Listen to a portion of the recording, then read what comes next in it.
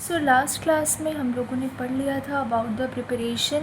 आज हम लोग पढ़ेंगे फिज़िकल प्रॉपर्टीज़ ऑफ हेलोएरिन्स। तो सबसे पहले फ़िज़िकल प्रॉपर्टीज़ में इसका क्या आता है, स्टेट। ये जो होता है वो कलरलेस होता है और क्रिस्टलाइन सॉलिड होता है, ठीक है।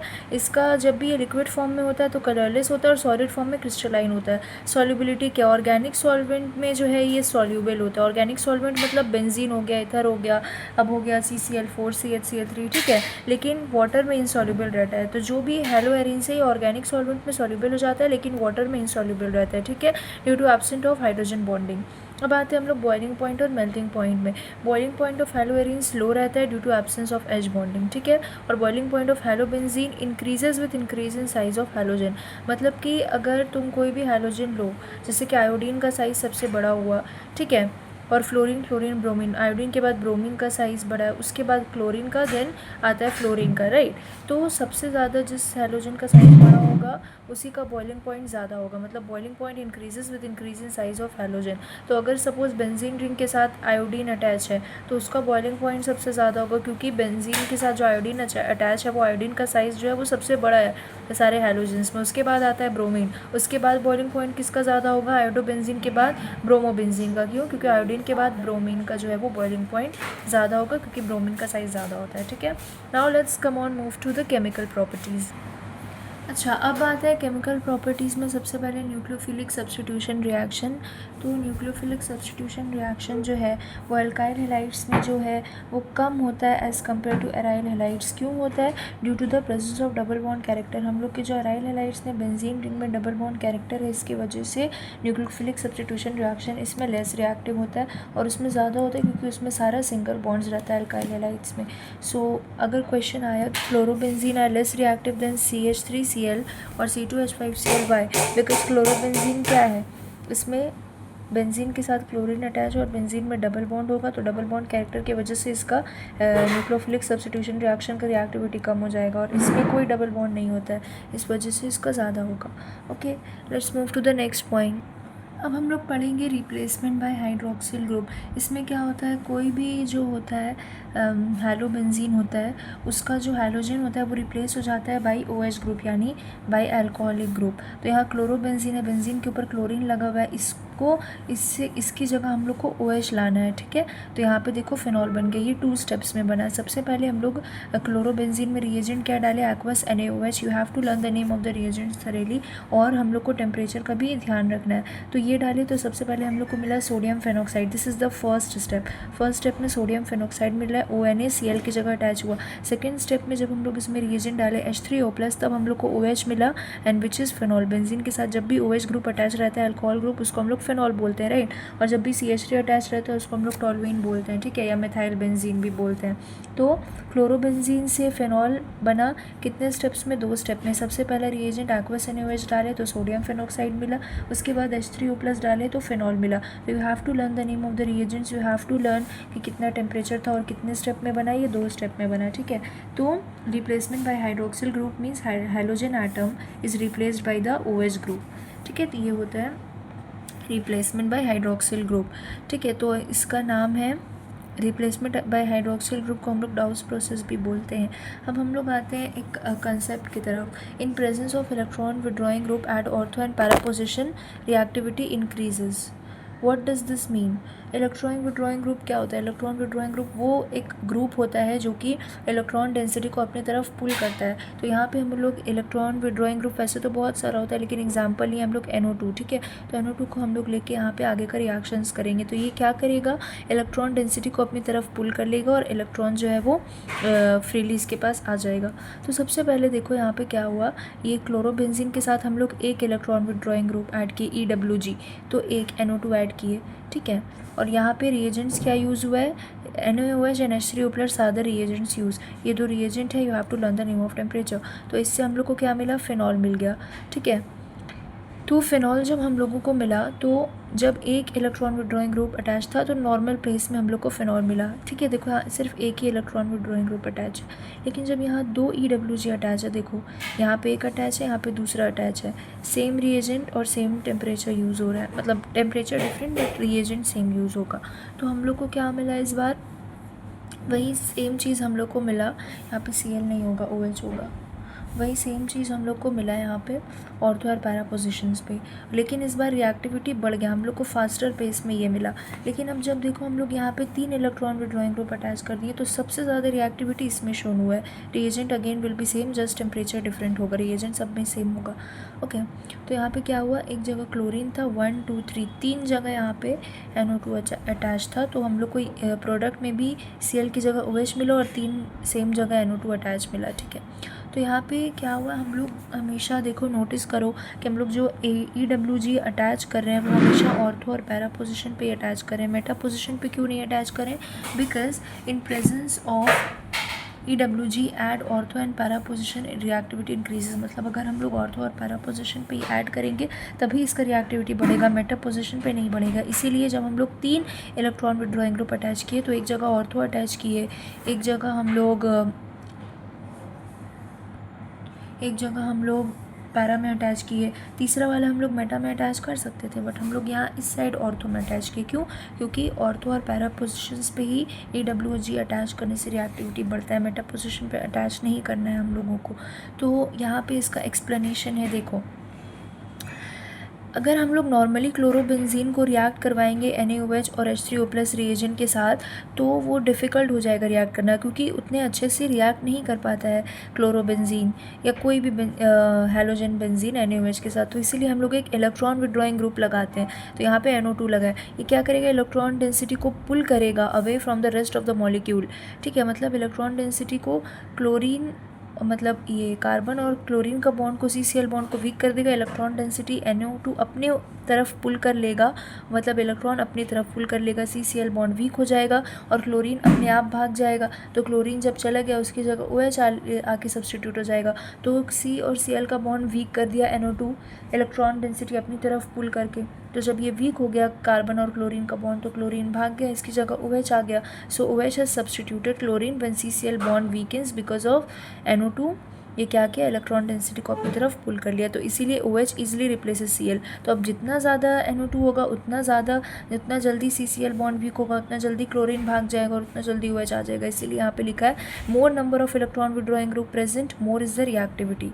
ठीक है, तो जितना ज़्यादा EWG अटैच करेंगे हम लोग उतना ज़्यादा रिएक्टिविटी बढ़ेगा। राइट, पहले जब अटैच किया था तो नॉर्मल पेस में था, सेकेंड में मोर रिएक्टिविटी में था, थर्ड में it was at the most reactivity. Next हम लोग आते हैं इलेक्ट्रोफिलिक सब्स्टिट्यूशन रिएक्शन में। न्यूक्लियोफिलिक सब्स्टिट्यूशन रिएक्शन में हम लोगों का उतना ही था। इलेक्ट्रोफिलिक सब्स्टिट्यूशन रिएक्शन में सबसे पहले आता है हम लोग का हैलोजिनेशन। हैलोजिनेशन मतलब कि हैलोजन ऐड हो रहा है, ये क्लोरोबेंजीन तो ऑलरेडी इसमें हैलोजन ऐड था, इसमें हम लोग को और हैलोजन ऐड करवाना है। ये रिएजेंट यूज़ हुआ है Cl2 और FeCl3। तो हम लोग को पहला प्रोडक्ट मिला है chlorine at the para position and here chlorine at the ortho position. This is known as the ortho position, this is known as meta position and this is known as para position. Okay, तो first हम लोग को मिला है at para position P dichloro orthobenzene, O dichloro orthobenzene. तो ये P वाला जो है पैरा वाला ये मेजर है और O वाला माइनर है।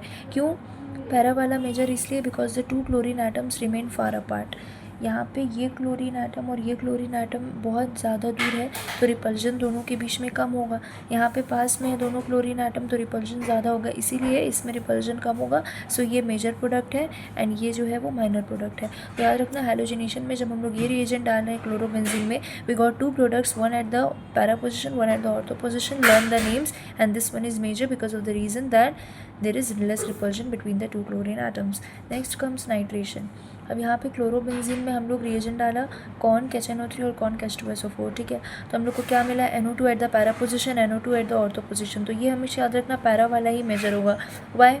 Because again the same reason, para is major because of less steric hindrance, less ये क्या बोलते हैं रिपल्जन। ठीक है, स्टेरिक हिंड्रेंस जो है वो कम होगा, रिपल्जन कम होगा, इसी की वजह से। स्टेरिक हिंड्रेंस हम लोग पिछले की वीडियोज़ में पढ़ चुके हैं।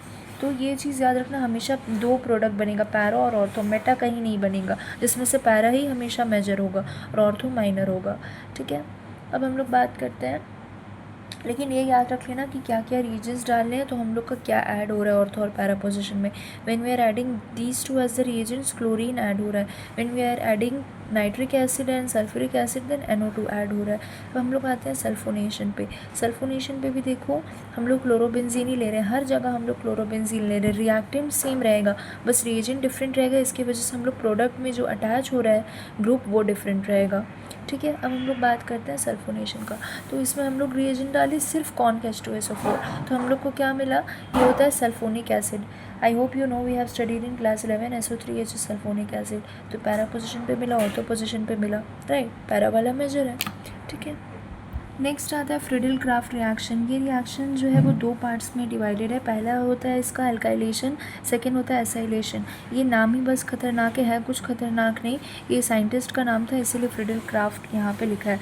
एल्काइलेशन मतलब बेंजीन में जो है हेलोबेंजीन, उसकी जगह ऑर्थो और पैरा पोजिशन पर एल्काइल ग्रुप अटैच होगा। हम लोग को पता है एल्काइल ग्रुप क्या होता है, मीथाइल, इथाइल, राइट, प्रोपाइल। तो इस अभी हम लोग लेंगे मिथाइल एज एन एग्जाम्पल। तो जब हम लोग रिएजेंट डाल रहे हैं CH3Cl, देन हम लोग को और एनहाइड्रस Cl3, तो हम लोग को ऑर्थो और पैरा पोजिशन पे क्या मिल रहा है, एल्काइल ग्रुप मिल रहा है विच इज़ मीथाइल। तो एल्काइलेशन मतलब मिथाइल ऐड हो रहा है in the product in ortho and para position, where para is the major, ortho is the minor, ठीक है। और एसाइलेशन में एसाइल ग्रुप ऐड होता है ना। What is acyl group, C double bond O CH3, इसको हम लोग बोलते हैं एसाइल ग्रुप। इसको देखो ऐसे हम लोग खोल के लिखते हैं, C double bond O CH3। तो यहाँ पे ऑर्थो और पैरा पोजिशन पे जब एसाइल ग्रुप अटैच हो देन इट्स कॉल्ड एसाइलेशन, और जब एल्काइल ग्रुप यानी CH3 अटैच हो ऑर्थो और पैरा पोजिशन पे, दैट इज कॉल्ड एल्काइलेशन, ठीक है। तो नाम में ही समझ में आ रहा है, alkyl, alkyl group CH3 is attached, acyl, acyl group COCH3 is attached, और हमेशा ऑर्थो और पैरा पोजिशन पे ही अटैच होगा।